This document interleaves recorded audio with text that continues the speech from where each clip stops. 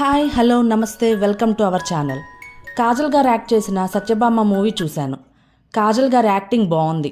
క్యారెక్టర్కి తగ్గట్టుగా బాగా యాక్ట్ చేశారు.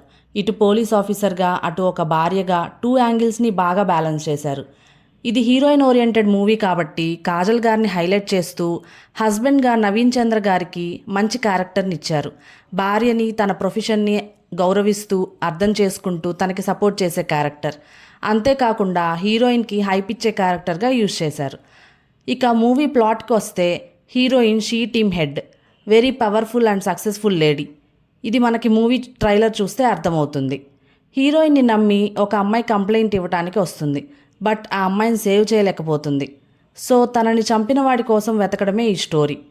హీరోయిన్ ఆ కేసు దగ్గరే స్ట్రక్ అయిపోతుంది. ఎవరు చెప్పినా ఆ కేసులో నుండి బయటికి రాలేకపోతుంది. ఎందుకు రావట్లేదు అనటానికి ఒక రీజన్ కూడా చెప్తారు. బట్ ఆ రీజన్ కనెక్టింగ్గా టచింగ్గా ఉండదు. వాళ్ళు క్రియేట్ చేయాలనుకున్న ఎమోషన్ వర్కౌట్ అవ్వలేదు.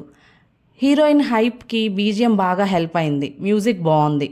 ఇంకా ఫైటింగ్స్ విషయానికి వస్తే బాగున్నాయి. కాజల్ గారు డూప్ లేకుండా చేశారంట. ఫైనల్గా ట్రైలర్ చూసి ఎక్స్పెక్ట్ చేసినంత ఏమీ లేదు. ఒకటి కూడా వావ్ అనిపించే మూమెంట్ లేదు. సస్పెన్స్గా థ్రిల్లింగ్గా ఏమనిపించలేదు. నాకైతే నచ్చలేదు గాయస్.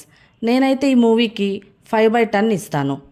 ఈ వీడియో లైక్ చేయండి, షేర్ చేయండి, సబ్స్క్రైబ్ చేయడం మాత్రం మర్చిపోకండి. Thank you.